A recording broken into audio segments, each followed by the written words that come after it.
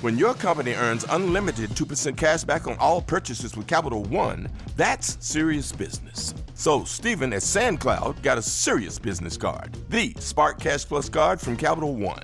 We used our 2% cash back to help build our retail presence. Savvy, Steven. And we get big purchasing power, so our business can spend more and earn more. The Spark Cash Plus card from Capital One. What's in your wallet? Terms and conditions apply. Find out more at CapitalOne.com/SparkCashPlus. The following is brought to you by the Social Suplex Podcast Network. This is All Things Elite.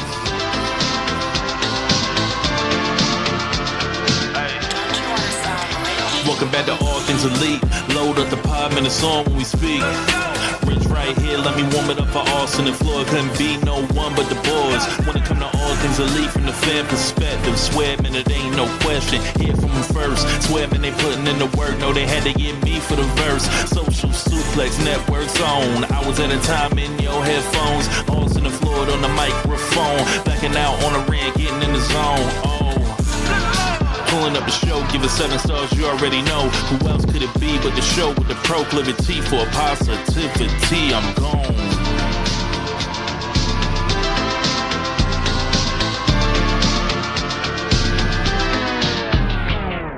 Hello, everybody. Welcome to the 279th episode of Social Suplex's podcast about AEW with a proclivity for positivity. Welcome to All Things Elite. My name is Austin Somewhat. I am the host of this lovely show, and joining with me, as always, is my good buddy and friend, Mr. Floyd Johnson Jr., my man.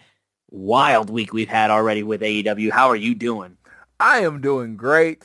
One of these times, I doubt anybody be into it, so tag us or let us know in our comments or something.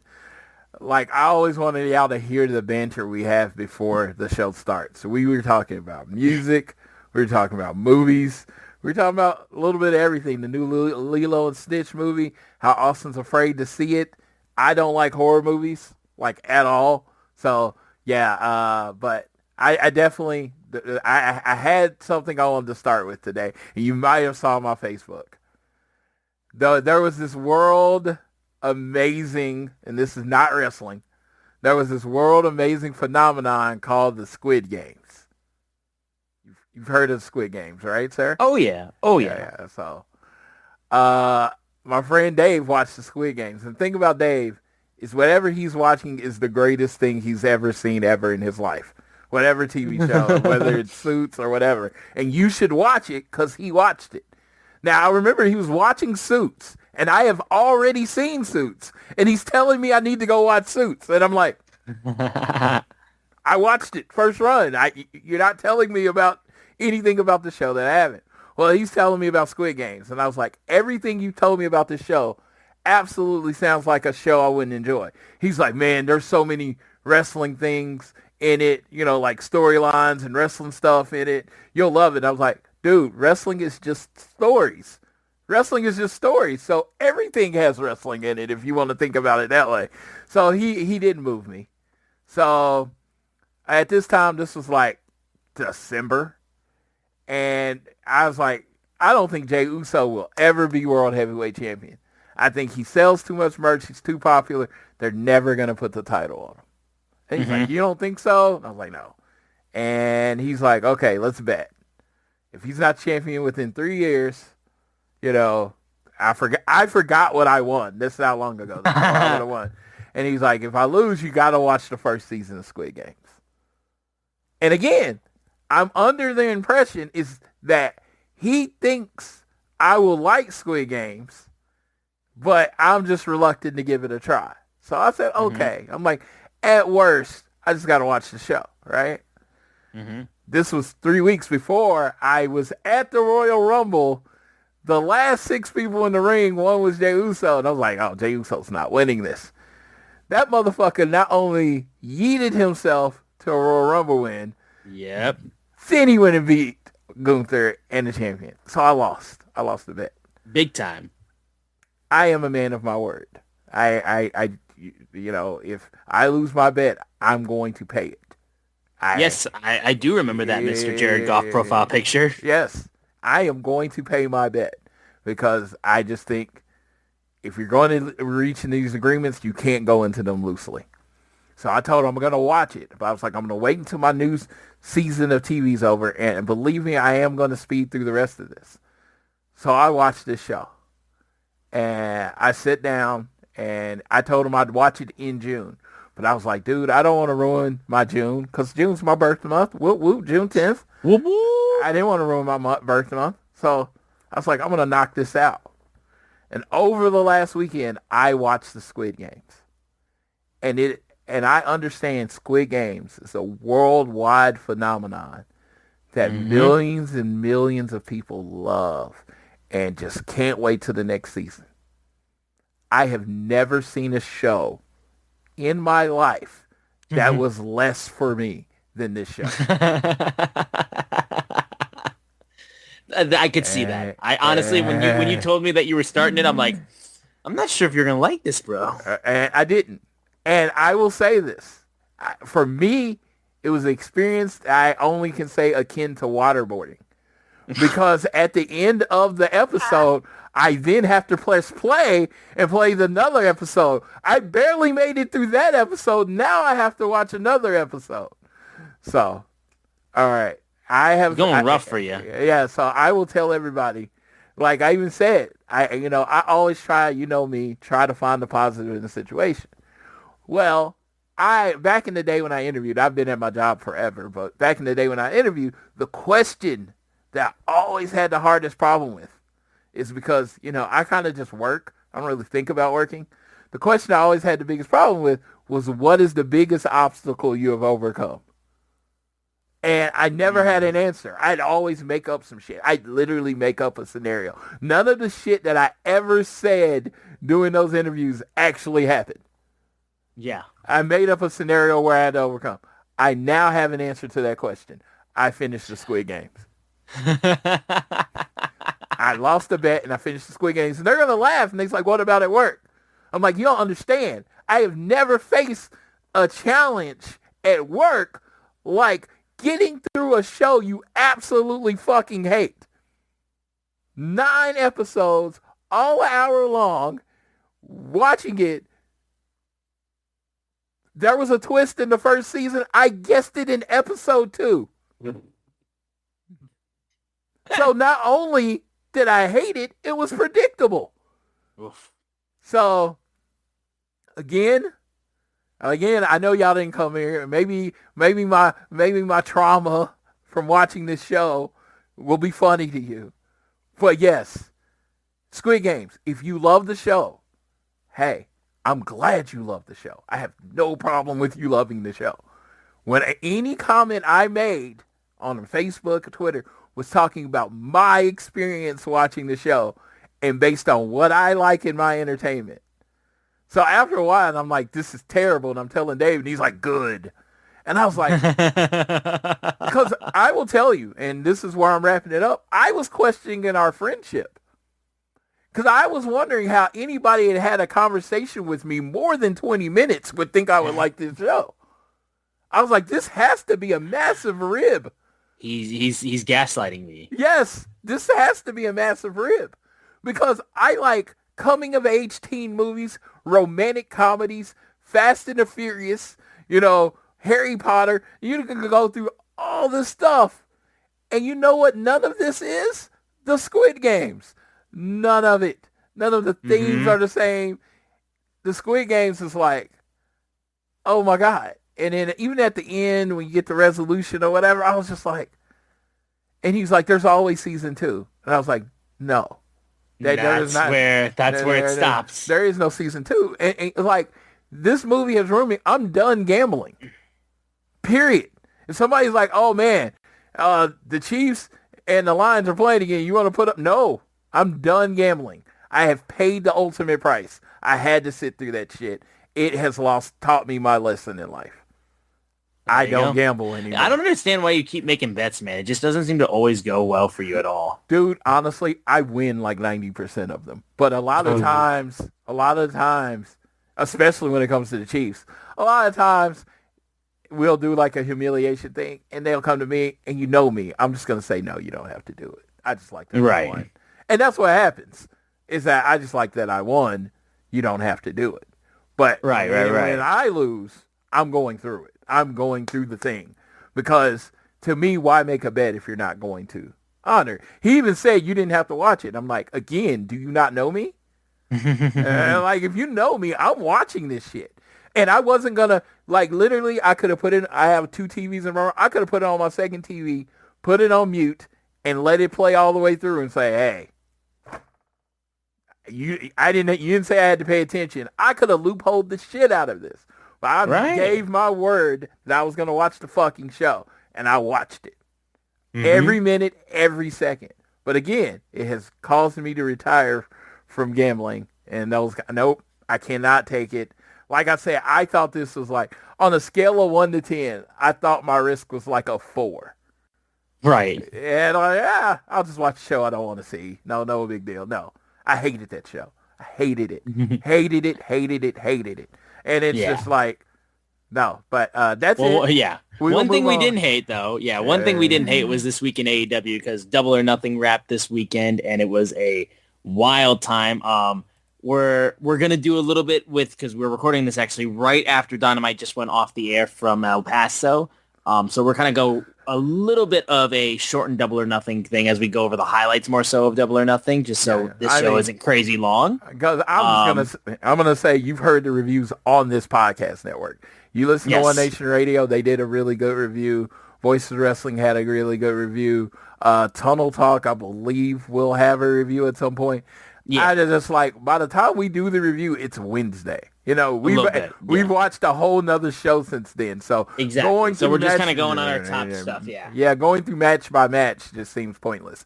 But there are 3 things we absolutely need to talk about. Oh, absolutely. And we're going to get to that as well as Dynamite, go over things there. But before we get into everything, guys, we want you to continue to support the show.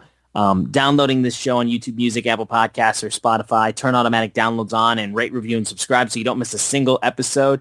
Give us a share with your friends, family, coworkers, whoever you wish, and then follow us on Twitter. You can find us at ATElitePod. You can also follow at Social Suplex to hear all those other great reviews of Double or Nothing that you guys should check out and all the other shows they have on their network. I am at Austin Sumowitz, SZUMOWICZ. Floyd is at Floyd Johnson Jr. on Twitter. Go to Chop Tees to get a t-shirt from Social Suplex and also sign up for the Social Suplex newsletter. Links to both are in the show notes. So check the description and check both of those things out. So the big news of the week is the fact that, the road to All In is fast approaching. We are like less than 2 months away from this whole thing happening. And we got word that we saw All In is doing numbers in Texas. It's been reported that they have surpassed 15,000 total tickets sold for the show. Yeah. I am actually on here checking it out right now so I can tell you the exact number. Oh, yeah? I was scrolling down. Let's see. I thought I was right there, and I'm not right there. But just know, yes, they have moved 15,492 tickets.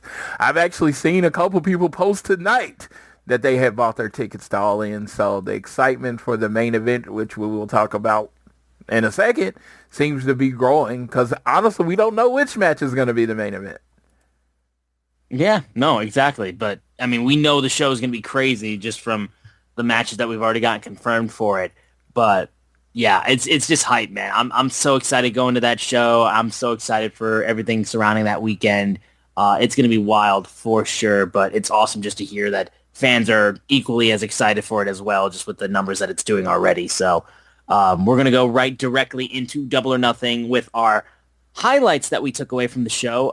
First off, the opener was a banger. Mercedes Moné versus Jamie Hayter for the Women's Owen Hart Foundation tournament was such a banger. I loved how well this match worked. Jamie did such great work too, and Mercedes just continued to show everybody who she is and why she's so damn good at what she does. I love the way that it felt like Mercedes' moves the entire match was just counters. It felt like she was just countering pretty much everything Jamie was trying to set up. It was very much like she was kind of just waiting in lull for Hayter to overextend, and then she would just jump out and be able to catch them off guard. And that way she would be able to come out with a win. Jamie got a massive pop, which I loved. And the crowd was hot from Jump Street, and it just fed to the match significantly more. And I loved how, honestly, what was crazy to me was that the roll-up that happened too with the finish looked like Jamie got smacked on her head. Yeah, it looked like it was a reversal into a DDT and then a roll-up. Yeah. Because honestly, the finish itself, like, in a vacuum, like, felt a little bit too basic for me. The fact that they had all this crazy good wrestling and then it just ends in a roll-up, to me, wasn't massively a fan of. But the fact that roll-up went the way that it did and it looked like it was more of a spike DDT, I will let it pass because it caught me off guard immediately. But Mercedes gets the win. She was wearing the pink gear. It was fucking obvious because she's wearing the pink gear. It's just, you've come to the realization if you're not wearing pink in the final of the Owen tournament, you're not winning the match. It's just what it is, guys. It's law at this point. So if someone comes into that match not wearing pink, you're doing it wrong. But absolutely stellar opening match for the show, and just awesome stuff. And now Mercedes Moné will be facing Timeless Toni Storm for the AEW Women's World Championship in a match that I got to imagine will be winner take all at All In. I feel like it just seems like it's setting up for it to be that way. You know, if it's not winner take all, it almost gives away the winner. So no, I thought this match was great. I didn't know if the ending was on on purpose or not, if that was the intended spot to be a DDT and then a roll up, but it worked. And it just leads me to a bigger problem with in wrestling is that we care too much about why something happened, right? Right. It was like, oh, was it on purpose? Does it really matter? It looked like a DDT and a roll-up pin. It looked cool as fuck. Why does it matter if that was on purpose or not? I just like, again, it's for us insider nerds. We want to care, but I'm like, sometimes thinking too hard does ruin a moment. Like, this was a cool ending, and I wouldn't want to ruin it by thinking too hard. Hey, that's what they meant to do. There you go. But shout out to Mercedes for winning. Mercedes and Tony, man, that's a big ass match. I don't know if it's a huge match. I don't know if it's winner take all because I'm like, if I'm Tony, why am I putting up my title? I agree. Why would you want to have that be the case where you would merge the two? Yeah. I agree, but it just feels like the match is so big it needs to be that. Yeah, but this is literally the biggest women's match they can make. I have no problem with this being the main event of the show. Like, I wouldn't be mad at it either. There you go. Well, it sounds like it made you tired just thinking about it. No. That was a good yawn. It's 1 a.m., my guy. It's 1 a.m. No, I have to mess with you. But, no. No, I would not be against that idea of that closing the show, though. Genuinely. Dude, in Texas. Now, shout out to both of them because we're going to talk about what happened on Dynamite with both of them. They put on a great match. But, TK, it's Texas. I need Athena to have a great match. Not a good match. Yes, you could put somebody on there, Athena on there with somebody we know she's going to beat. It's going to be in Texas. She's going to win. Pop. No, it needs to be a banger. Give me somebody that I think's going to beat her. And I know Super Card of Honors the night before. She's got to be in a tag match in that one. She needs a big singles match at All In. I mean, in Texas, I'm there with you. She's carried the ROH, not even the ROH women's division. She's carried ROH. A lot of times, that's the only thing we know about ROH is what's going on with Athena in her menu. She has carried that show. So and I don't even like the word deserves. I hate the word deserves for the most part. But I can't, if you're going to use the word deserves, I can't think of anybody it applies to more than Athena getting a big match in Texas.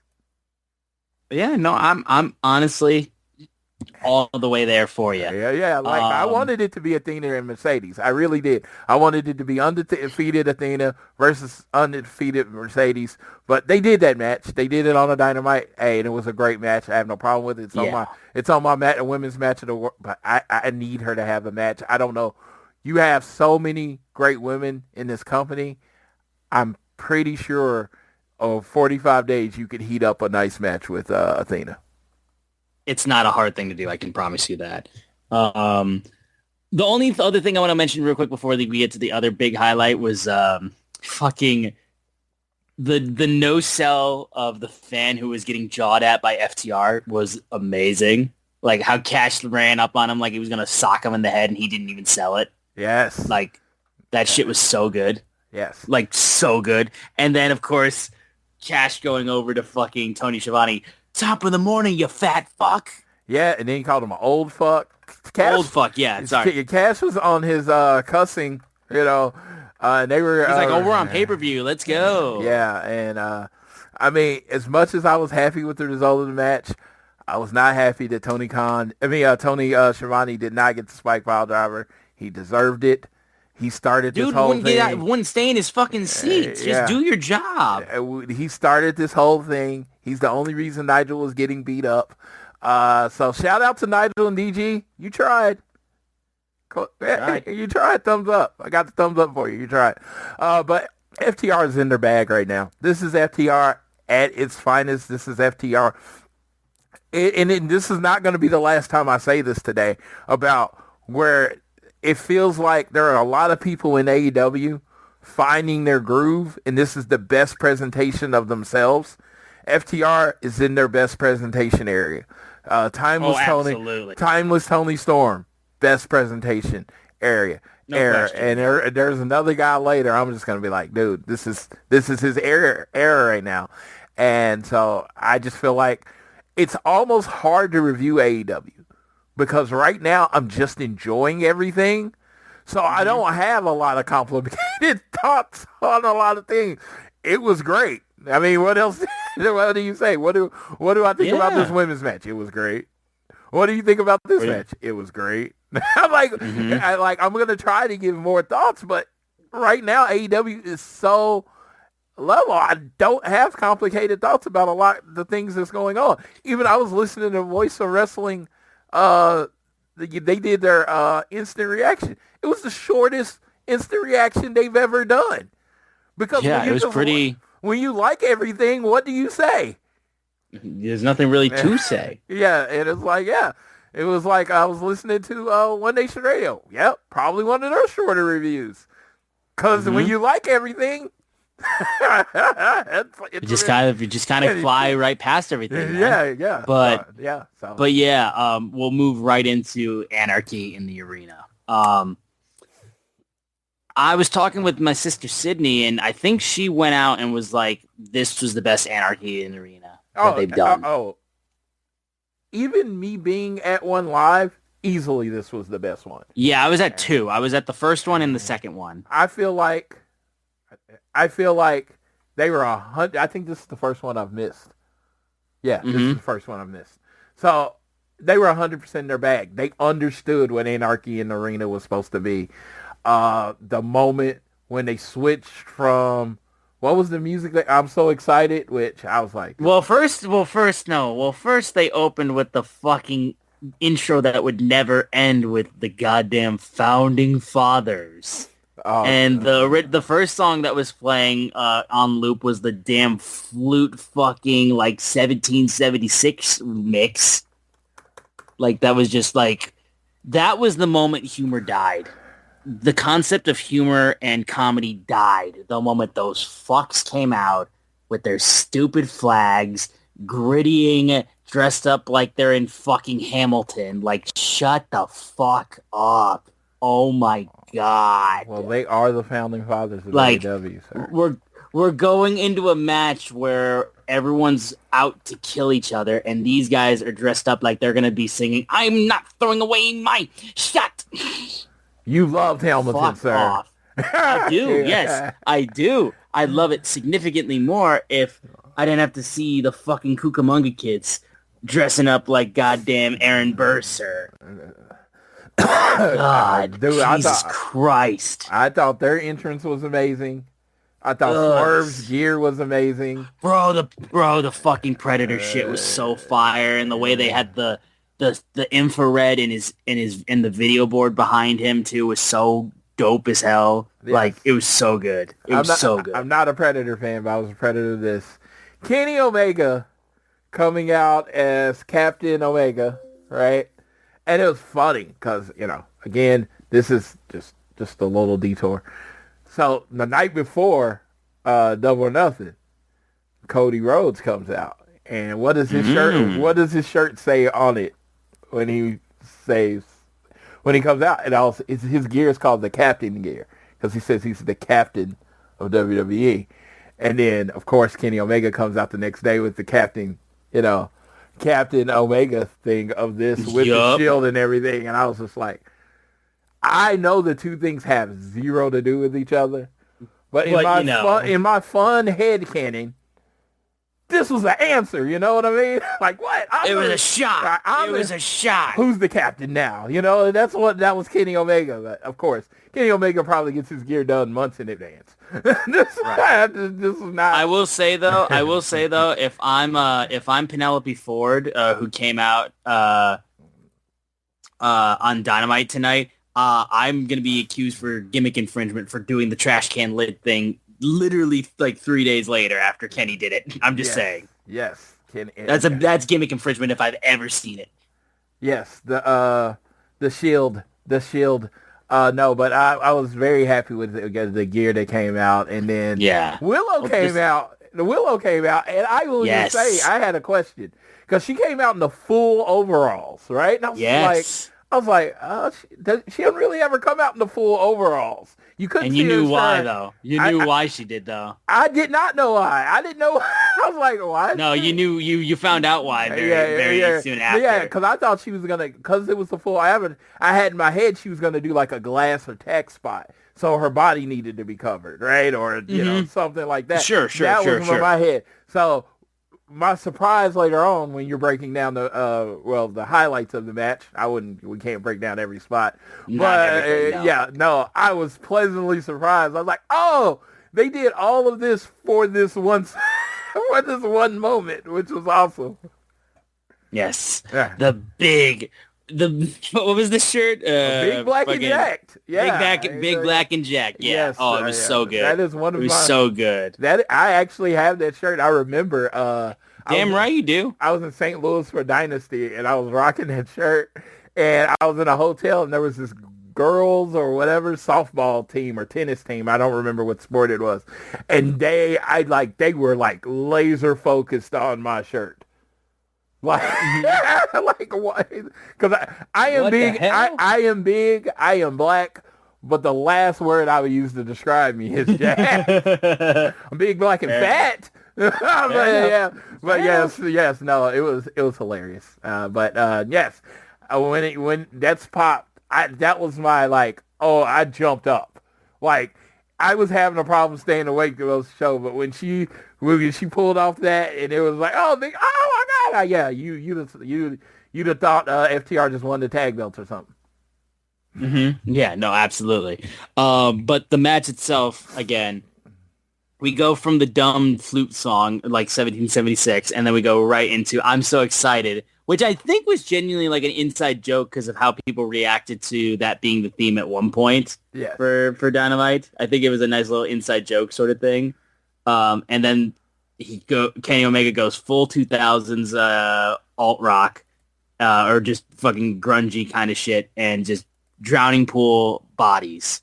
Fuck yes. So the crowd lost it. It was like it literally switched to being a concert. Like hearing the crowd go crazy and doing the 1, 2, like fucking singing along to the song and everyone's jumping around. Like they turned it into a rock concert and like it was so wow. It's basically like you got a front row seat to a pit, like going crazy is what you basically got with this match. And like you said, that's honestly kind of what this match is. It's you basically get a a full-on like view of everything that happens in a pit during a rock concert, kind of. Like that's kind of what this match is in itself. Yes. I was just talking about, it's hilarious. Last week, I occasionally, when I'm running out of conversation with my friends, I'll be like, I'll ask them weird questions. But last week I asked a song, what song, from your life, that if someone plays, no matter what, you're going to get hype. You're going to jump up. So I said, D12 Fight Music was number one. I'm like, dude, I good song, great song. Eminem Till I Collapse. The number 3 song was Drowning Pool Bodies. So, again, no inkling that this song is going to be played during the show. So imagine me sitting at home. I had worked the whole shift, kind of tired of watching the show. It's towards the end of the show. I'm like, okay, I got to make it. And then, like, my favorite one, like one of my favorite hype songs pop up. I jump up, start hanging, and the bodies hit the floor. Like, Winston is staring at me like, what the fuck is going on here? This man just got... He's like, what the fuck is going on here? I'm like, English Bulldog giving me what the fuck is wrong with you look was the highlight of my week. And it was because of this song, the perfect song. I love that me and Tony Khan are nearly the same age. This is why. Because when he says he puts on wrestling that he wants to see, I'm the same age. This is the wrestling. He's doing it for you. This is the music I grew up on. This was the intro to the new ECW on like TNN. This was whatever Sci-Fi. ECW on Sci-Fi. This was the entrance song. So like I have bought like 3 rock albums or whatever my whole life. One of them was Drowning Pool just for this song. So man, yes, I was.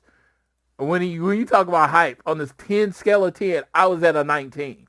And I truly believe I almost fell asleep during the main event because I think all the energy I had left came when they started playing this song and watching the rest of this match. Yeah. Goddamn. I got that image in my head now, genuinely. Yes. I did love the fact though that like when Claudio swung Swerve into a single speaker, that's all it took for Drowning Pool to shut up. Like it was one speaker dies and then the entire song goes away. Like that to me was pretty funny. But yeah, man, I mean, fucking Willow getting her ear basically pierced with a fucking padlock, the goddamn staple gun, and Swerve getting his fucking tongue stapled legitimately, and it looked so fucking gross. And it was disgusting because if you remember, she had to do it twice. She had to line it up. She had to line it up. And there was literally a staple in his mouth, and he saw the video. Dude, that was fucking awesome. Willow and her in the back. How did you feel about that Willow double spear? Oh, bro, it was so good. I couldn't believe fucking Marina Shafir took a Snapdragon from Kenny Omega after she called him a fucking pussy. And then spit on him. Yeah. Spit on him, yeah. That to me was fucking crazy. Kenny Omega will beat up your girlfriend. That period. Yes. Oh, yeah. Yes. So, but that was cool.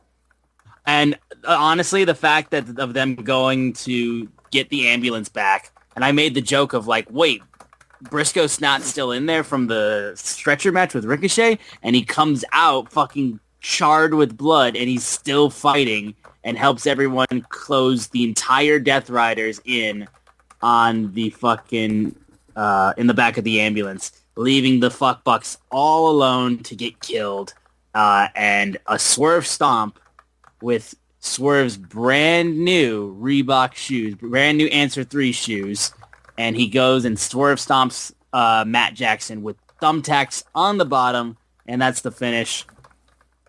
Honestly, I will say too, I think the fact that the babyfaces won helped people not freak out too much about the fact that they were thinking that Eddie Kingston was going to show up. No, I think the fact that they actually had the babyfaces win, it wasn't like Death Riders win, lol. The Young Bucks took the pin, so Death Riders still were fine and didn't lose anything out of it. And who cares about the Young Bucks? Honestly, it was best possible outcome. I'm still going to hold the first Anarchy in the Arena in a close place in my heart for the fact of it being the first of its kind, and people not knowing what the fuck was going on, and because Danielson walked right past us down our ramp in the lower bowl, and fucking Eddie Kingston walking down covered in blood with a gas can is still going to be one of the most iconic images in wrestling I've ever seen in my entire life. That might keep this one from passing that, but obviously I'm biased, but I can understand people being like, this is the best Anarchy in Arena AEW has ever held. Like, for sure. It definitely had the best outcome, I will say. For sure. Definitely had the best outcome. Yeah, because the Young Bucks got beat up. I love it. Yes. When I'm when I thought about this, my big takeaway from this, I don't know it doesn't even matter who's responsible for this. Will Hobbs is in its Powerhouse Hobbs season. This is the best presentation of Powerhouse Hobbs. They finally have their hand on what is the best presentation of this man. He was the star. Him or Willow were the star of this match. I don't know which you want to go to. That spot when he's like, he has the shirt and she does the shirt and they're standing there. I was like, dude, I want a mixed tag title in AEW and I want it to be Willow and Powerhouse. Dude, he was just like, every time they hit him in the back and he just shakes it off and he looks and then and then the spine buster and he's just throwing it out there. Dude, he did this one thing where he just ran into Claudio. I don't even know if you call it a move. He just threw his whole body into him and he just flew. Dude, and shout out to Willa Yuta, Claudio. The selling that they did in this match was amazing. Dude, I don't even know. Like, I call it a match. Mm-hmm. And I'm struggling on whether to put it in match of the year. Like when I was looking at my awards, because I update the awards after big shows. Right now it's in moment of the year because I felt like this wasn't a match. This was a happening. No, that's always how I viewed Anarchy. It just happens. Yeah, I don't think it's fair to compare this to a one-on-one singles match or a two tag match. Absolutely. This was a party, with wrestling as the background, and it was just such a thing. That's why I was like, I put it in moment of the year, and I fully expected to win because this whole match was a moment. This whole match it turned the show into a rock concert, genuinely. It was everybody who was in attendance for that. I'm forever jealous of you because must have been you must have had so much fucking fun. I got to tell you, I am happy for everybody who was there, but this was my first time watching an Anarchy in the Arena on TV. And where you get multicam. I got to tell you, I preferred it on TV. Because you can actually keep track of for the most part, you can keep track of what the fuck's happening. I would have missed 60% of what happened being there in the event. So, like, it's true. That is true. Especially where we like to sit. When you're in the front row and stuff like that, and stuff is happening in the back, you can't see that shit unless it's on the screen. So I actually was kind of thankful. It actually cured my FOMO because I had such a positive experience watching it at home. I didn't feel like necessarily like, broken up that I wasn't there for it. Mm-hmm. And it's like, for this type of match, I thought, that was great. And I was just like, dude, Anarchy in the Arena. It was probably my favorite match, favorite thing that has happened at a Double Nothing since Cody and Dustin. God damn. Yeah. That's a big statement. Because it was just fun. It was just fun. Everybody looked good. I didn't like when you like, this team went over, but no, the Young Bucks looked amazing. Swerve using the spike shoe spot that the Young Bucks kind of quote unquote invented. So I don't know the history of wrestling. I don't know if somebody in All Japan or whatever. But he's the second person in AEW to do it with their own signature shoe. Did it with his own signature shoe to the Young Bucks to finish them. That was such poetic justice. It's just because mwah. he was the buck hunter. Every note in this match was right. I called Eddie Kingston coming back. He didn't come back. I did love the Eddie chant. And then they had Mark Briscoe come back. And I was like, that works too. Because a lot of people don't know that about a month or two ago, I'm not good with the timing, Gabe Kidd had a match on Collision. And who did he have a face-to-face with after the match? Mark Briscoe. So and those two against each other would be a fucking banger. They even tied that together. It's just like everything was perfect note. Everybody looked amazing. And, then Willow double spear on the Young Bucks. And it was great. It was just like, it was just such a good time. It was like, when people are like, how many stars would you get it? I'm like, dude, I don't want to start. I'm not star rating it. It was great. I'm not going to star rate it because that's what you do to matches. This wasn't a match. That wasn't a match. This was a happening, an experience, an event. It was just everything in it, and every Anarchy in the Arena after this has this to live up to. All right, yeah, I'm right. I totally understand that. Absolutely, it was fucking insane. But we'll go right now into the main event, the men's Owen Hart Cup tournament final. Hangman Adam Page versus Will Ospreay. Man, this shit slapped. I loved how physical this was. I loved how fast these guys worked. I loved the hatred in there for sure. The moment where they basically did like a desert face-off where they're both trying to hit their finishers, and Hangman comes in and just fucking buckshot lariats Will to oblivion was spectacular.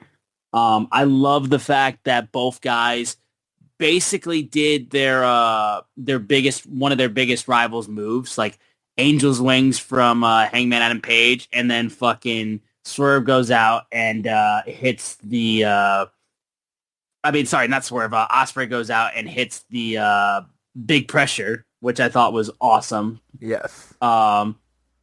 Genuinely such a fucking cool thing.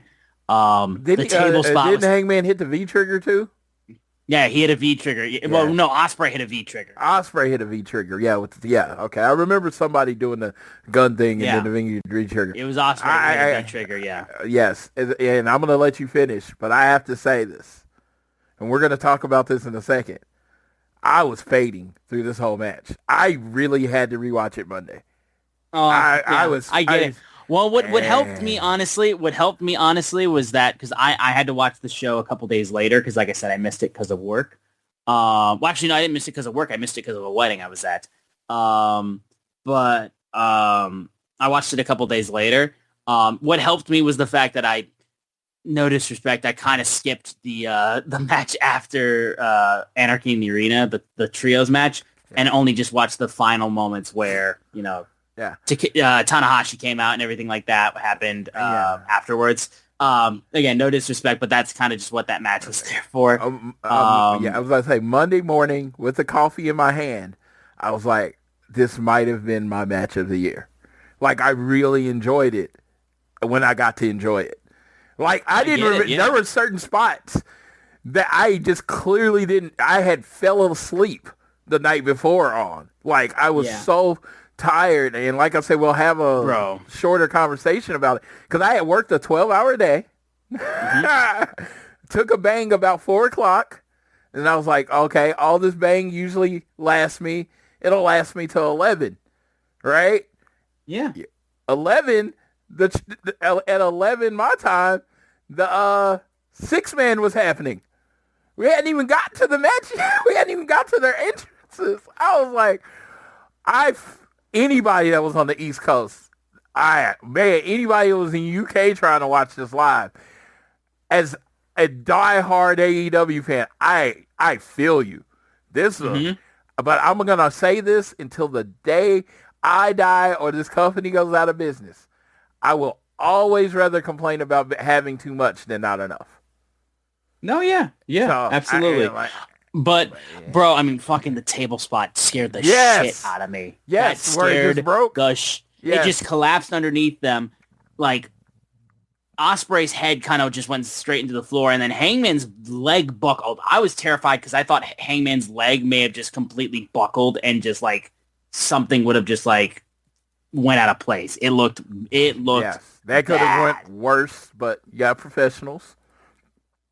Yeah, so... And then they hit the move again. They hit the Hangman's just like, I'm just gonna do it again. I'm hitting the dead eye anyway. Yeah. Dead eye, yeah. But yeah, bro, just unbelievably great stuff. The character growth of Hangman being such a huge thing going into this, and he was wearing the pink as well. So there you go. He gets the win. And from now on, Tony Khan, I need you to get in charge of this. If you got to pay for it, you got to pay for it. I need both finalists wearing pink from now on. That's what I'm saying, though. If you're going into this tournament and you make the final, you have to just wear pink. It has because otherwise, like if one person's wearing pink, you know, like they're doing their job, you're not. So, like, what are you gonna do? I need everybody wearing pink that's in the finals going forward. No, for real. But eventually Hangman is able to do a beautiful buckshot lariat after he gets out of the one-winged angel and hits big pressure. And that's when the buckshot lariat sets up the win for Hangman. He gets the victory, and he comes back into the ring, and he actually shakes Will Ospreay's hand. And Hangman Adam Page versus Jon Moxley. Hangman's the one that has to save the AEW World Championship and get it back to the people, basically. Spectacular match. Honestly, the only problem I had with it was the fact that, like, obviously, like Floyd said, it was at the end of a very long show, so a lot of people may have been a little bit winded, especially after how fucking nutty Anarchy in the Arena was. But at the same time, too, the only spot that I was like, well, it didn't go well was the table spot, but that may have added to the drama of it, too, just because of how fucking freaky it was and how both wrestlers could have been fucked up bad from that mess up. Yeah, and they go out and they have a strong match. I definitely believe they have a better match in them. I think this is the first of many. I thought it was amazing. Will Ospreay is the best wrestler in the world right now. Best in-ring performer in the world right now. I'm a big Takeshita guy. Y'all know, if you listen to the show, you know how much I love Takeshita. Will Ospreay is the best wrestler in the world right now. And, you know, you can pick two. Whoever you want at two. I'm not going to argue with you, whoever you pick at two. But one is Will Ospreay. This is proven. With a bullet. Yeah, but Hangman needs this. I don't know if it's a pivot. I don't know if it's a new plan. I don't know what is what. But if Hangman goes to All In and doesn't win, they better have a fucking amazing. God. They better have a fucking amazing story. I'll just say that. It better be a story so good because, yeah, you could get a revolt. Genuinely. No, fucking genuinely. And yeah, Double or Nothing, man. I mean, I think people have agreed with this. You can say whatever you want about like weekly AEW TV, but when it comes to their pay-per-views, AEW is untouchable. Yeah, I feel like. But I will say though, since the show was great, honestly, it was such a great show. There is a conversation that I know Floyd wanted to have about the length of AEW pay-per-views. Are they too long? Because Floyd told you how he was fading. I mentioned how there was a match where I was fading a little bit. Like, are the shows too long, do you feel like? Like I said, I watch both programs. I watch WWE Hardcore, pretty much every show they have on. Except, I have a rule, and this is just me. I do not expect anyone to do this. I want to make sure. When a WWE clearly counter programs AEW, like with this NXT show, I won't watch I won't watch the NXT show at all. I won't watch it later. I just won't watch it because I don't want to reward their, bad behavior. And that's just, again, it's clear counter program. Yeah, it's clear. They don't lose anything for me not watching it, It's something that I do for me. I want to make sure. I don't think I'm changing the world by not watching their shit. I'm just saying, when it's clear kind of programming, I feel like I should make a choice. And I just make a choice with AEW and I ignore the other thing. Yeah. You know, I just read the results or whatever, or watch the next show and they'll tell you whatever happened. But as an avid WWE watcher, right? I hate their PLEs now. Mm-hmm. You get 3 to 5 matches. It's 3.5 hours long or 3 hours long or whatever. I feel like, and this might not be accurate, I have not done the math and I will never do the math. So if you want to, go for it. I feel like you get more commercials than you get wrestling. Then when you definitely got it at this year's WrestleMania. Yeah, then when you do get the wrestling, it's basically the same wrestling in every match because they have their formula that their fans love. I'm not hating on it. They have their formula. It works for them. Yeah. They make billions of dollars. But it gets boring to me, personally. Yeah. They have their formula. They don't let them freestyle. I feel like you can put on AEW's matches and they may be similar, but they're never the same and they never just feel like a bunch of the same thing over and over again. Mm-hmm. And WWE, it does feel like that. To me, again, this is all my personal opinion. I don't expect you to feel that way. So that I also feel like, but I also feel like too, in regards of that, with like the difference in wrestling, more than anything, I think when it comes to the length of AEW pay-per-views, we got to take in consideration with the fact that like we're not subscribed to just Peacock for these damn things. Yeah, we have to pay $50 a show, basically. Correct. You know what I mean? Yeah. So if I'm paying $50 per pay-per-view, like I don't want to get shortchanged. So lengthwise, it is what it is. You know, if they're a little long, I can handle that because of the money that I'm spending on these shows. I'm not just subscribing to a subscription service and just getting it alongside. Then I might complain a little bit more about the length of the show because, you know, obviously it is what it is. But when I'm paying that much for a pay-per-view, I want you to give me fucking hours of content that I can go back to and that will make sure I get my money's worth. So that's more so the mindset that I have about it, specifically with the lengths of the pay-per-views. And I imagine there are a lot of people that have had this complaint, but I've never heard anyone complain. I have never went to a restaurant, paid my money, and say, man, those portions were too big. Mm-hmm.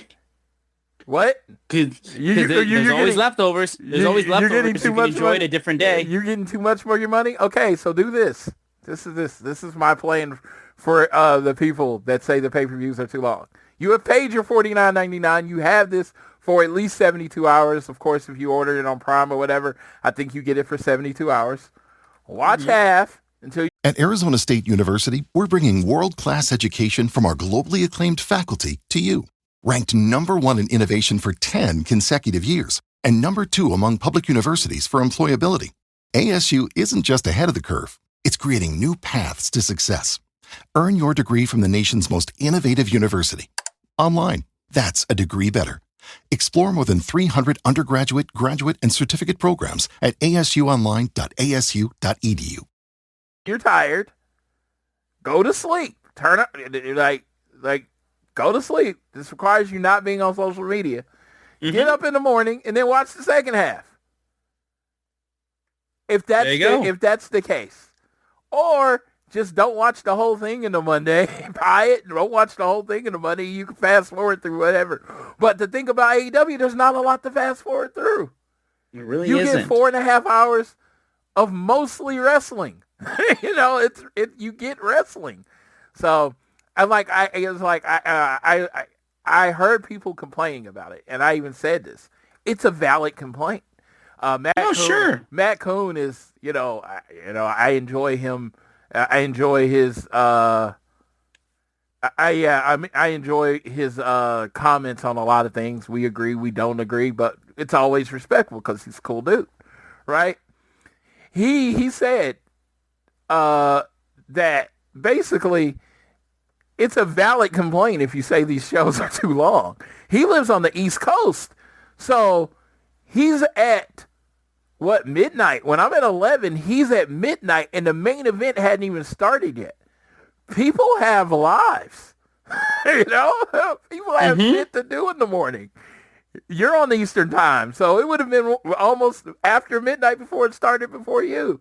So that being said, it's just like, I understand your opinion. I might not agree with you, but your opinion is valid. Mm-hmm. Honestly. Yeah, like, so if it's too long for you, I mean, I don't think that's a reason not to buy it. I mean, you're going to do what you want to do with your money. I don't think that's a reason not to buy it, but I also don't think it's a world is ending situation. No. I mean, I do think your biggest problem. You just be like me and Floyd, where we're kind of nodding off at moments. And like I said, I had to watch it again in the morning. I knew I didn't experience Hangman and Ospreay the way I was supposed to. I woke up in the morning and I did. I didn't do anything until I sat and watched that match. So, do you enjoy whatever? It's just not this big a deal that that's not happening. Yeah. Okay.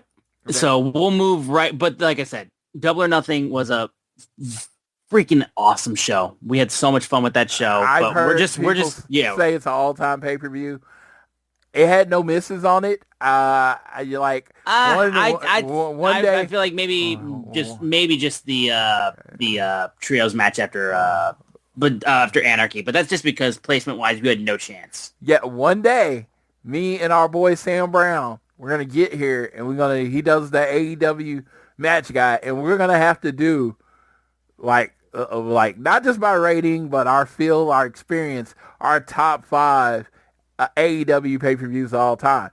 Because you know what? I think it, unlike any other, because they hit so high on so many of our pay-per-views, it'll be probably one of the hardest lists you ever do. Genuinely. Honestly, genuinely. I think I could get maybe number 1 and 2 pretty easily, but everything else would be fucking hard. Yeah, like my number 1 might be different from someone else's. Like my number 1 is All In, right? The first All In. We're counting that. Okay. Yeah. That's no. But I'm talking about the All in London, the first one in London, under the AEW banner. That was my number 1. It didn't. I mean, something happened that night that, like, if I was looking, something happened that night. No. Yeah, that hurt my soul. But other than that, as far as a great time at a show, that's probably right there. But no, I like I said, my top 5. It depends on the day. It depends on the week. Like Revolution, it's still going to be all out. It's still going to be all out 21 for me. Revolution 24 is probably my. How you feel about All Out 21 is how I feel about Revolution 24. I get it. Yeah, Revolution 24 to me was a masterpiece. Just for that Darby Glass spot, I get it. Oh, dude, it was for me Takeshita and Ospreay. It's one of my favorite matches ever. And that was like the second match on the show.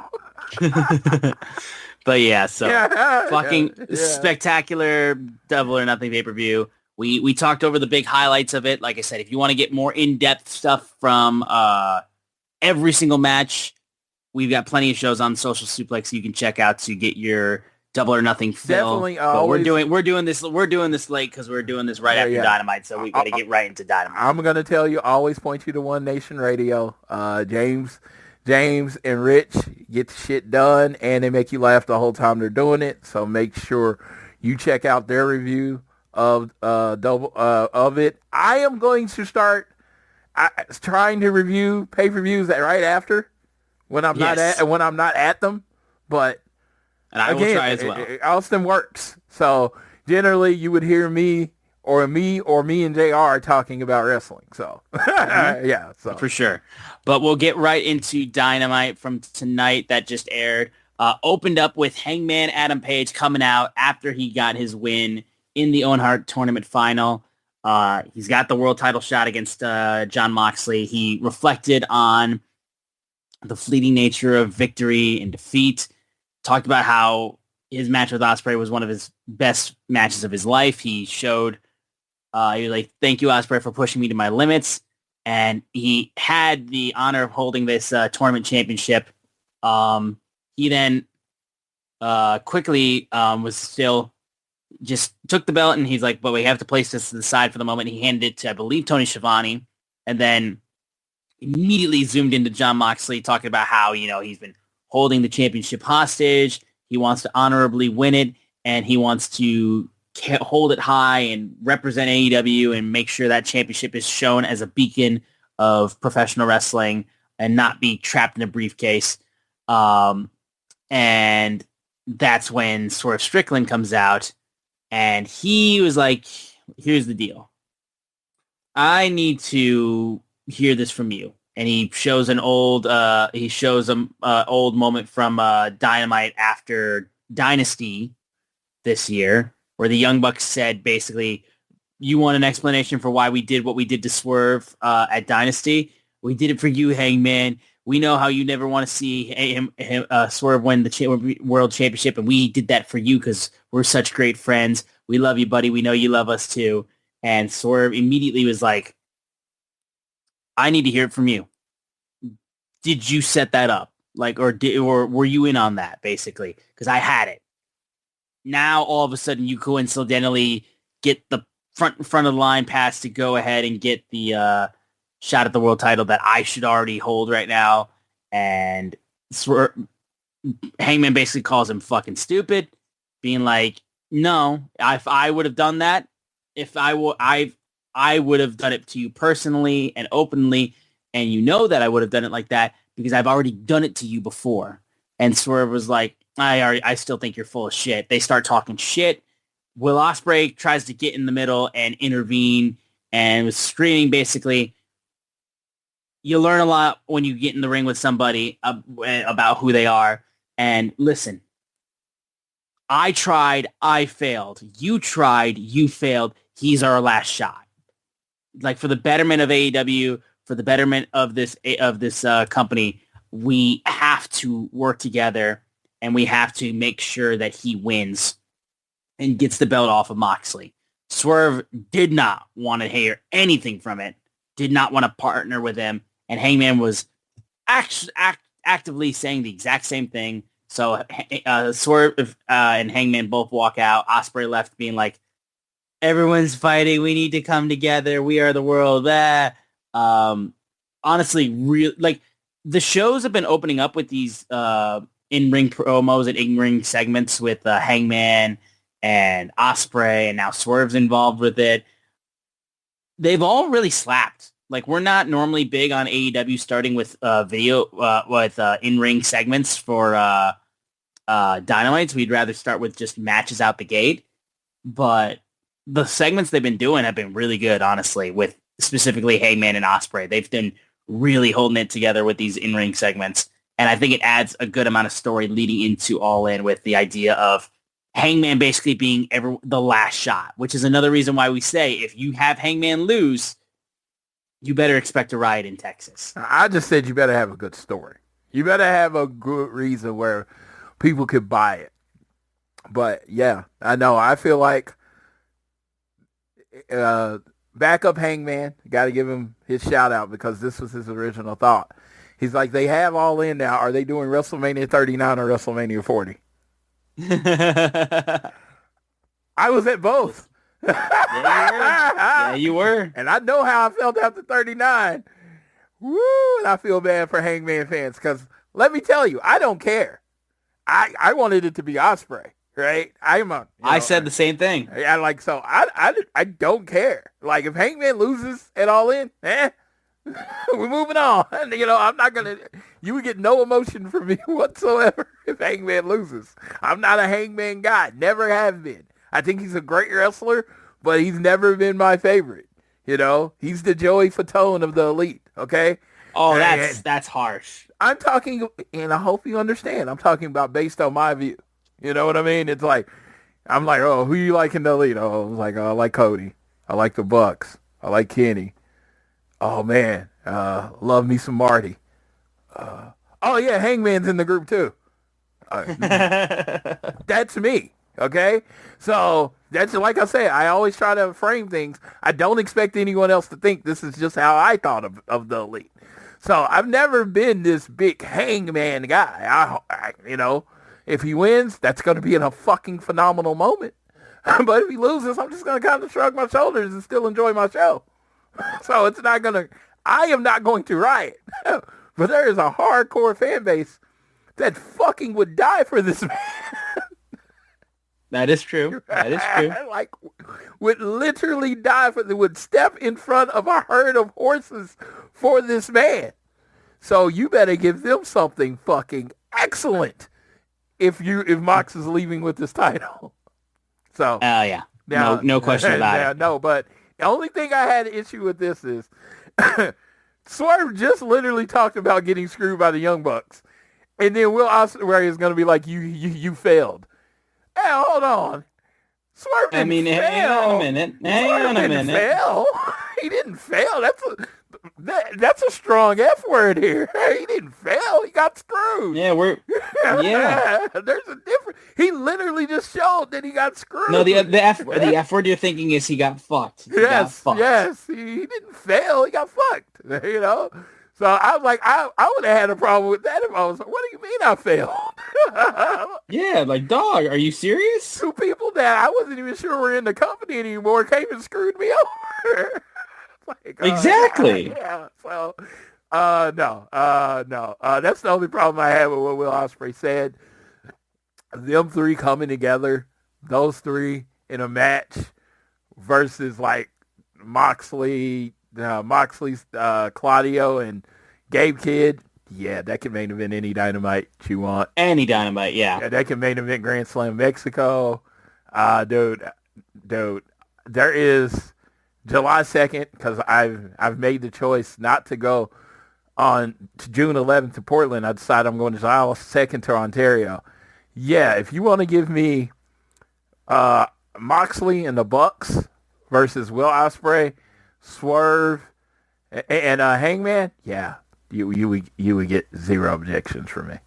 I can't imagine why you would. Zero objections, because it's basically the week before All In week. So, you want something to lead into it, and it's a 300 show. Give me something good. Give it to me. Yeah. Yeah. We then moved into John Moxley, Gabe Kidd, and Marina Shafir versus Mark Briscoe, Mike Bailey, and Willow Nightingale in a little mixed multi-man match. So we kind of just picked up a little bit right after we left off with Anarchy in the Arena. I must say, because he wore them again tonight, I love Mike Bailey's fucking Balatro gear. Oh my God, Speedball is a Balatro fan. I love it. And I know I'm saying these words and Floyd doesn't know what I'm saying. Yeah, dude. I had this thing. Someone told me something I did was cringe. I was like, I turned 44 in 14 days. Everything I do for the rest of my life will be cringe.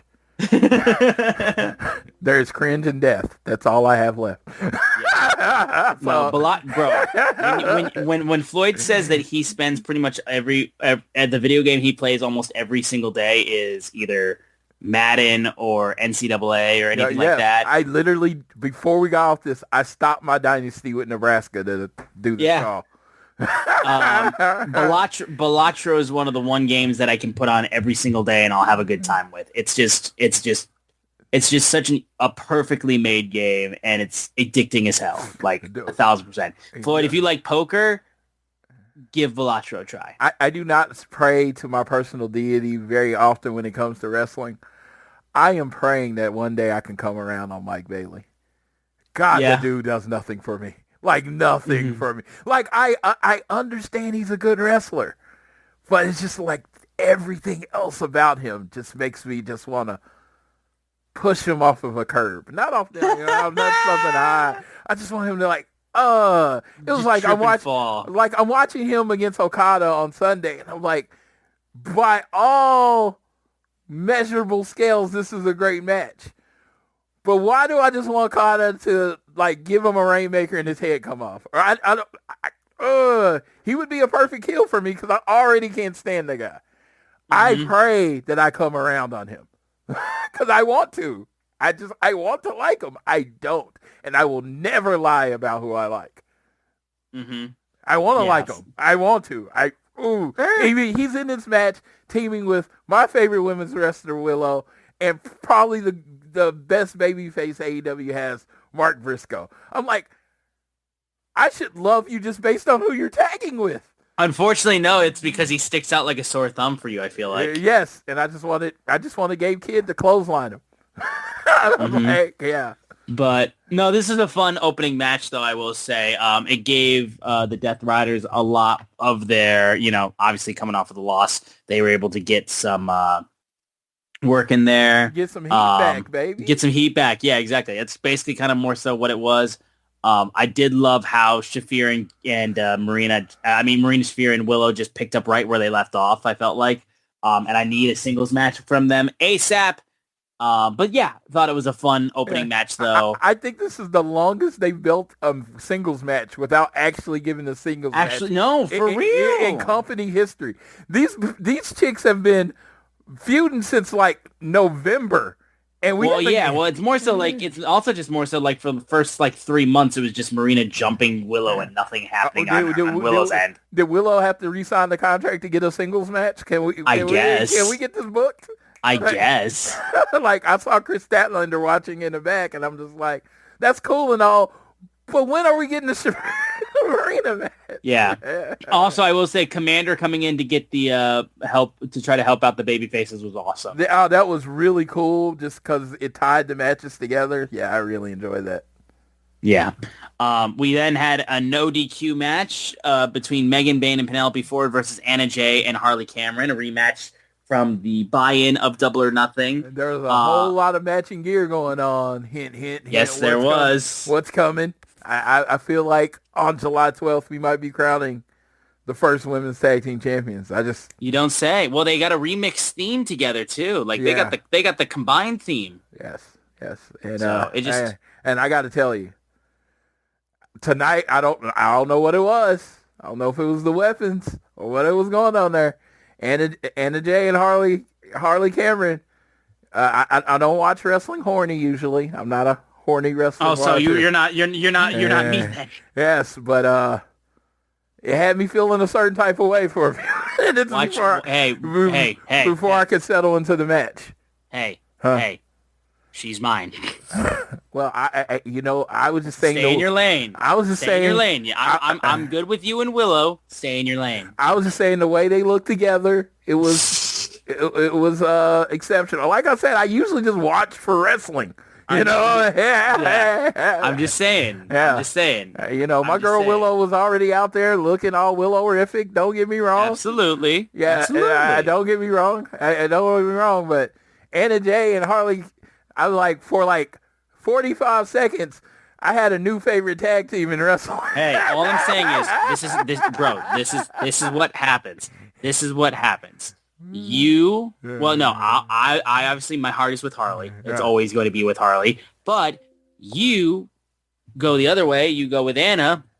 And I get to beat up Jungle Boy. Jungle Boy gets dumped, and Jungle Boy gets dumped. I can flip off that motherfucker, and then everyone's happy. Everything is where it needs to be in the world. That's all that has to happen. Like I said, I'm just saying, exceptional. It was 10 out of 10 before. This match was 5 stars before the bell rang. Which definitely helped too. Which definitely helped too, because I mean, honest to God, Anna and Harley kind of got fucked up in this match. Yeah. Basically a broken nose, it looked like, for Harley, and then Anna was being attended to after the match too. Yeah, she just kind of disappeared. So yeah, she seemingly was getting medical attention too, because I don't know what it was the case with her, but like she seemed to have maybe gotten roughed up a little bit. I mean, it was a fun match, but it felt like it was a situation where it felt like both girls got a little bit roughed up. Yeah, and I'm like looking on social media. Hopefully, I can hear that they're okay. But yeah, they did I was impressed. Like the match was very physical. I love the table spot. Yes, Megasys going through the table off of the nice double team with Harley and Anna. Yes, absolutely. So, Harley had a little bit of like what I could only describe as like a Becky Lynch moment, where she's getting checked out for her broken nose and she's shoving the officials off of her. Like, she looked like a fucking badass, and the crowd was all about her. I will say, like, they're tough. They are tough sons of guns, and hoping both of them are okay though, for sure. But absolutely, Penelope and Megan Bayne get the big win to get a little bit of momentum back. But yeah, so it was good, but obviously we're just hoping that both Anna and Harley are okay. Absolutely. Anna just posted on Instagram like a video from the match, but she did not put any words, so I don't know if she's okay, but it seems like she's at least posting, so. Yes. We then had a quick little video package with the Hurt Syndicate. Then we also had Ricochet on another one, basically saying he needs a crew to watch his back, so that way he could be able to have his ability to go after gold in AEW. So we're giving Ricochet a faction now. All I gotta say is FT Ricochet. Oh my God! It fits. Oh. It's a fit. It's the R. Stokely and Ricochet together. Getting started. Stokely, Dax, and Ricochet, all brothers and bald. Now, I'm not saying it's going to be FTR. I'm not going to say it's going to be FTR. But I'm just saying the letter scheme fits already. All I'm saying. I ain't saying it's going to be FTR. But the R. designs are already there. The R is right there. FT Ricochet. Yes. Fear the Ricochet. But yeah. There you go. But we then had the Ops going up against Frat House. And again, who looked the best in this match? Dude, I think they've just decided the Ops goal is just to make Will Hobbs the guy. Yeah, no, for real. Like, they gave him all the cool spots. Which especially works since we had Hook return, and he was clearly not happy that he got replaced. Yes. Well, so I love that story, actually, with Hook coming in, and now he's all butthurt because of being usurped, basically, by Powerhouse Hobbs. I love that, honestly. Yeah, like, what do you do when... It's like you have a girlfriend, right? And she says, I got a new boyfriend. You go over to the house, and they open the door, and it's Will Hobbs. What do? You turn around and fucking go home. Yeah, you're like, you know what? Hey, you know what? I just realized I left the oven on. Yeah, like, you get the fuck out there. Like, what are you gonna do? It's Will Hobbs. And it's like Hook's like, I'm mad, but how mad can you be when the answer is you gotta fight Will Hobbs? Correct. So no, but yeah, he was throwing the spine busters. They hit him with the little pledge paddle. Didn't do anything. I am glad to see Griff Garrison and Preston back on my TV. I love this gimmick because it feels like very like 80s meets 2025 gimmick in the frat. Because if you know about 80s, a lot of frat movies, out there.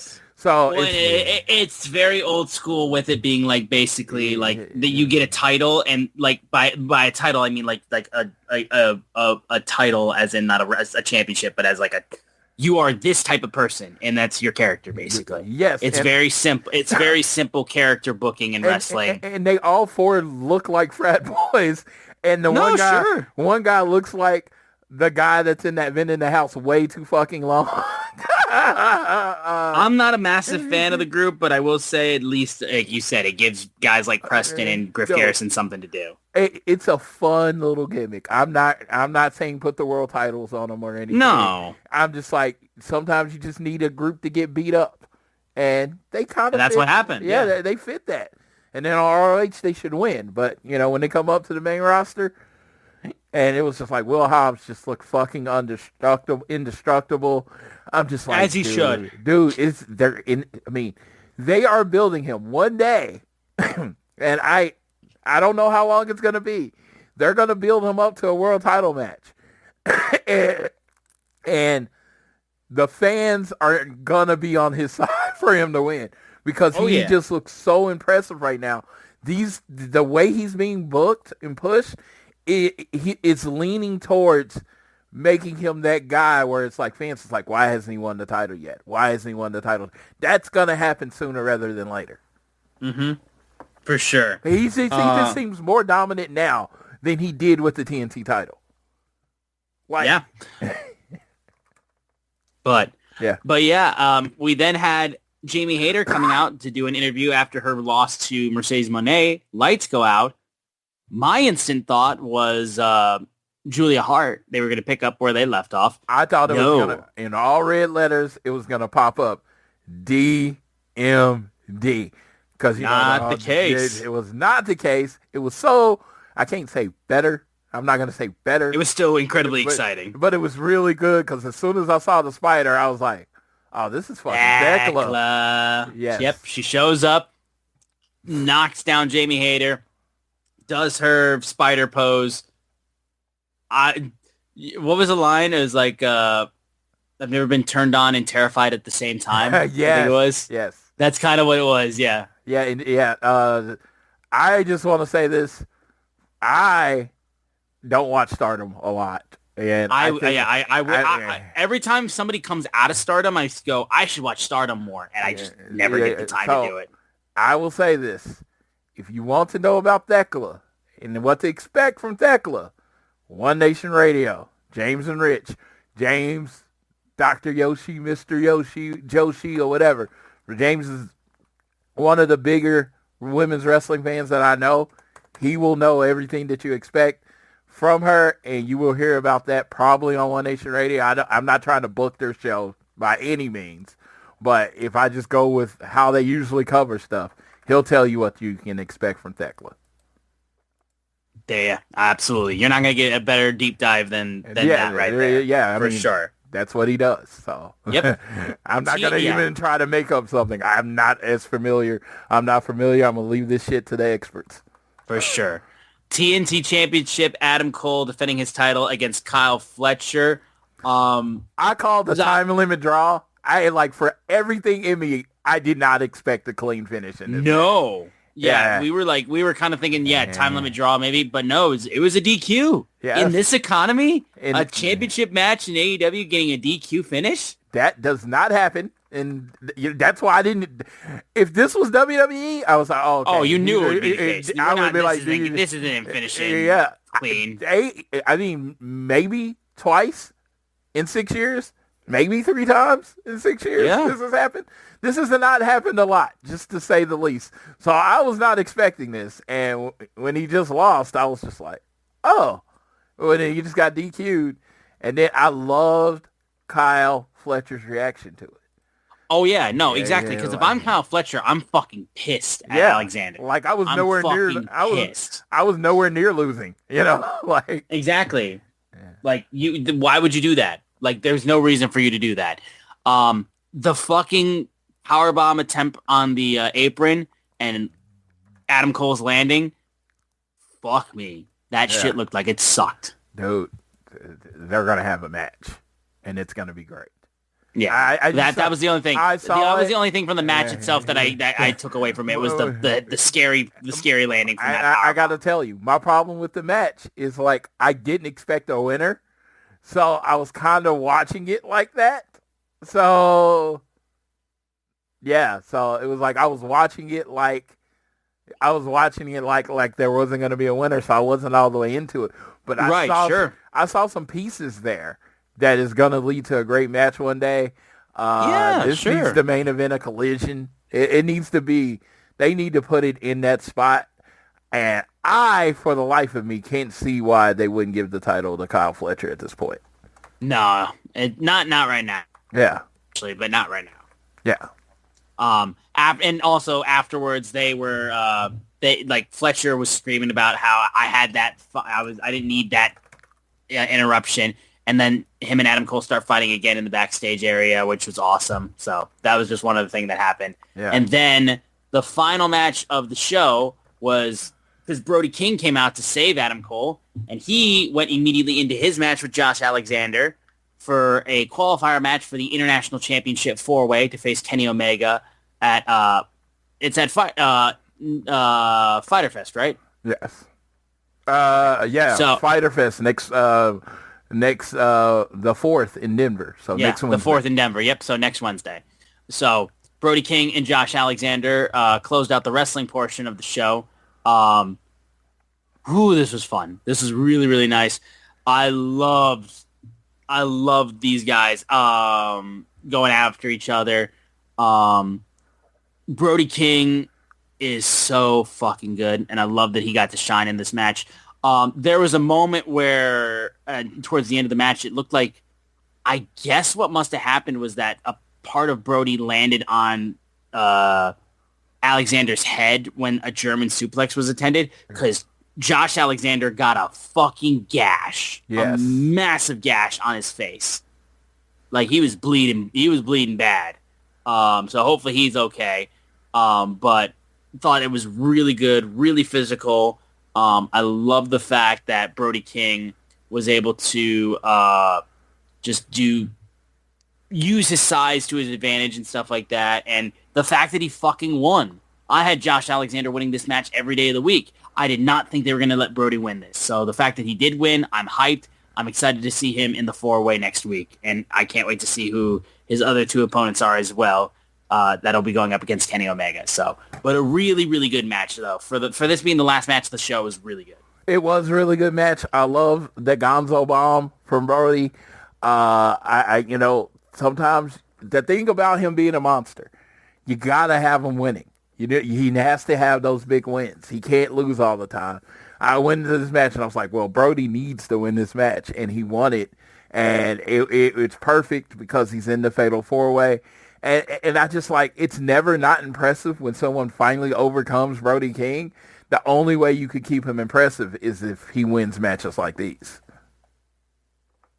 Yeah, no, pretty much. You need to make sure, and that helps too for their group. It helps their group, like with him and Buddy Matthews and Julia Hart. It keeps them getting some momentum too. So are you ready for a 4-hour weekly Dynamite next week?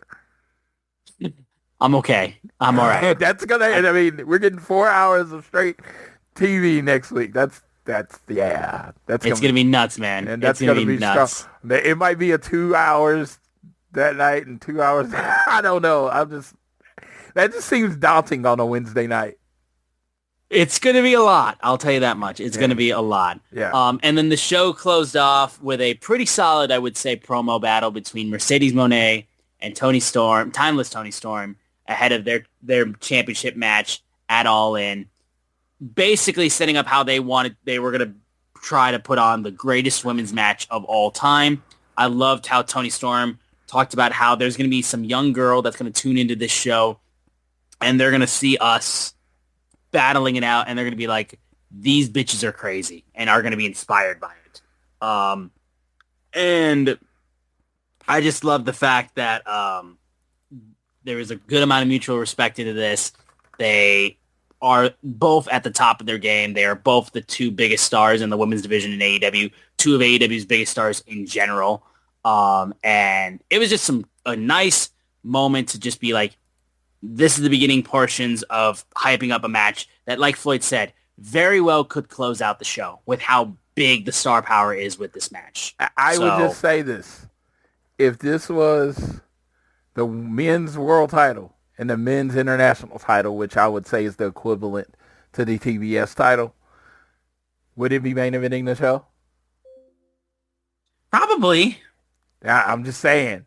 I'm just saying. You got your two top champions. How you're going to have to give me a strong justification of why it's not main eventing the show. We will see. I mean, I'm not saying it is, but I'm just saying it's like, if these two women don't main event the show, is it ever going to happen? Probably not in this lifetime. And that's what I'm just saying. I'm just asking the question. What other match would you go as the main event of All In? That's a women's match. What other match do you have? Like, you have built this Timeless Tony's character for the last 2 years. Perfection. Yeah. Mercedes has been booked. At this point, this is it. Yeah. It's perfection. This is Hogan Ultimate Warrior. This is Kenny Omega Kenny Omega versus Okada. Yeah, this is the match. How does it not go on last? I'm just asking. I'm just saying I'm not going to be like, I'm not going to the show if they don't main event. I'm just saying, I'm asking the question. If it's not these two, when? That's pretty much it, man. That's pretty much it. But that is going to do it, though, for Dynamite. For Collision, though, we've got a lot to look forward to on Collision real quick. We're going to have a qualifier match for the International 4-Way. Claudio Castagnoli facing Commander. Mascarada Dorada is going to face Hechicero in another qualifier match. We're going to have a eliminator match for the Continental Championship. Anthony Bowens, the 5-tool player, versus Kazuchika Okada.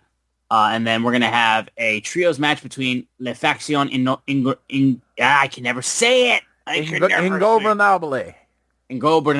I can never say it. They'll be facing Top Flight and AR Fox. And then Sky Blue going up against Mina Shirakawa.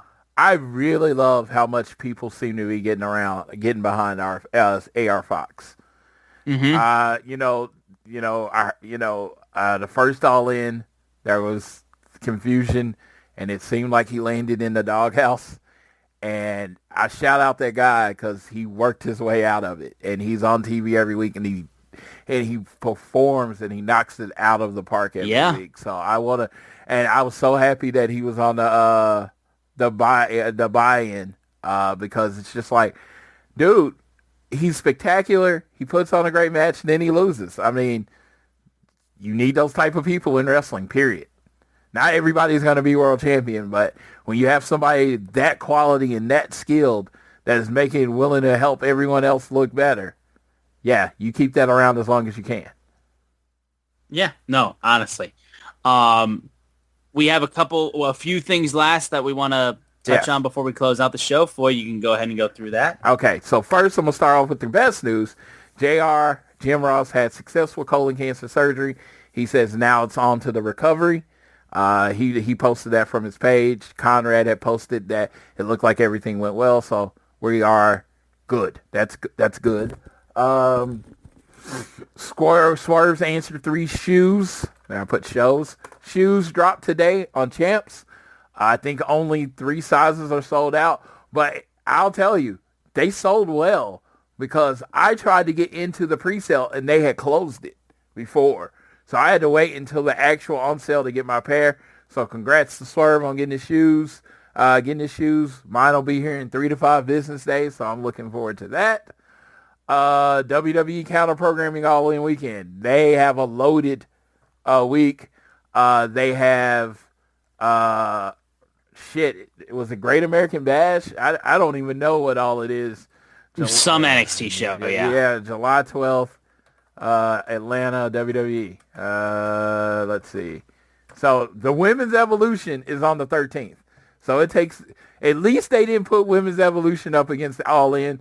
So if you are a sicko like myself, you could technically go to All In, fly into Atlanta the next day, and go to Evolution. You don't have to pick one of the other. Saturday night's main events the night before that. So why are you thinking, man, Saturday night main event, AEW's on during the day, and then Evolution is on Sunday night? He's like, oh, so I can watch all 3 shows. WWE said, fuck you. Yeah, right. And they put on an NXT Great American Bash, which I believe starts at the exact same time as all. Yeah. You don't say. Yeah, Saturday night's main event is on the 12th. I don't see the time, but I'm pretty sure it starts at the exact same time as All In. I will tell you all, you only pick a person that can decide what matters to you, what doesn't matter to you is you. Me personally, I won't be watching any shows that weekend. I mean, I gotta watch Evolution because they put on a women's show. I gotta support my women, but the other 2 shows can fuck right on off. So that's just me. That's my line. You don't have to have that line. I'm not gonna hold it against you. If you decide to watch all the WWE shows and not All In, I hope you enjoy your shows. I am not I'm not going to stop being friends with anyone over your choice of professional wrestling. So, So enjoy that, whatever, but it is counter programming. Don't try to spin it. Don't try to do this. Competition happens in everything. AEW is not the first company to be counter programmed. Tony Khan's not scared of it.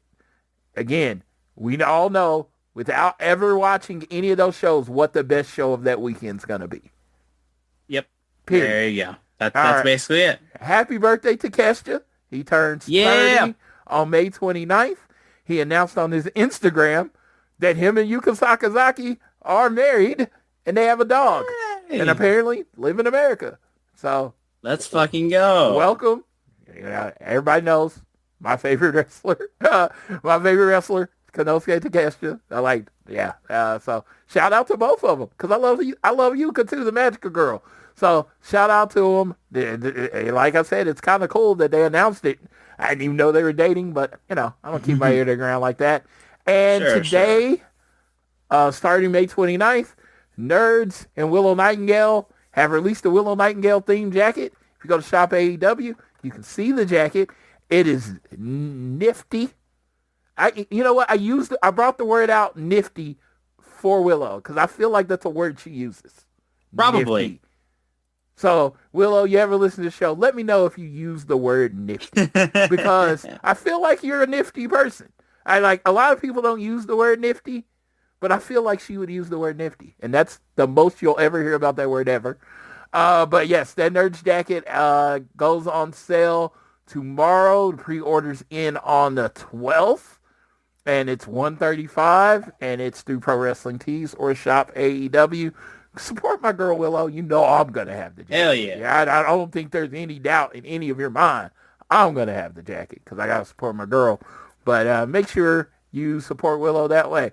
It was like and that is all the additional news. What do you got left, Austin? Do you have anything? All that I've got left basically is the fact that in a week now, I believe, it's when I get my Nintendo Switch 2. I'm so fucking excited. Also, what'd you think of the new cover for College Football 26? So they put Ryan Day's face on there. I got jump scared. Yeah. I saw Ryan Day on the cover, and I got fucking jump scared. Well, hey. That's a man who was broken by the Michigan Wolverines. I was going to say this. If Ryan Day was on the game, be sure it probably wouldn't work in Michigan. No. He probably will crash my game every single time to dashboard. Regional restrictions. The game does not function in Michigan. Much like Ryan Day. For real. No, but I am super excited. I'm actually going to buy the game tomorrow. The only annoying thing is you get it out July 7th. July 7th is when the game comes out if you pre-order it, right? Where do I go on July 9th? Texas? Arlington, Texas. So I'm going to get like a day and a half of college, but it's going to be like a girl, absence make the heart go fonder. So I'm going to get into the game just long enough to miss it after I go for a week because I don't take video games on vacation. I'm sorry. I'm like, video games are pastimes, and when I'm on vacation, I usually I don't lack. Only thing I take is my Switch on the flight. Switch on a flight is all I do. So, but I do get to find out from both Austin and Sydney on Sunday or Saturday morning or whatever, what is your Waffle House order? Because I don't know if you've ever, how often you've been to Texas. Waffle House is on every corner. Every corner. Yeah. We have like maybe a couple, I think, that are nearby us. I'm gonna tell you right now, I've not stepped in foot a Waffle House. I didn't think you would have. It's I wouldn't call it. It's grimy. very regional. Yeah, it's very regional and grimy. Yeah. Yes, like Will Hobbs had Malcolm Muscle, and they don't have Waffle Houses in California. I know that. And he's like, I'm more of an IHOP guy, and he went through his order. And I tagged him in a post that, of course, he'll probably never see it or whatever. I was like, dude, Waffle House on me. But then I thought about it as I was typing it. Have you seen Will Hobbs? Yeah. He's probably going to order like the left side of the menu. So I said within reason. Towards the end, I came back and was like, within reason, dude. I'm like, hey. Yeah, you didn't want him to actually take you up on that all of a sudden. Like, he'd be like, oh, let me give it 15 waffles. 17 chicken breast. I'm a big Waffle House person, but when it comes to Waffle House, IHOP, Denny's, honestly, Waffle House and IHOP are pretty much tied, and Denny's is a far third for me. But listen, man, when I'm coming to the South, so I want I'm going to want to try to figure out basically a good spot to get either fried chicken or barbecue, probably. We are going, like, it's Texas, and Texas is literally known for barbecue, so I have a few spots that I've gotten from my family. Because what happened is last time I went to a spot with JR, and I'll finish up with this.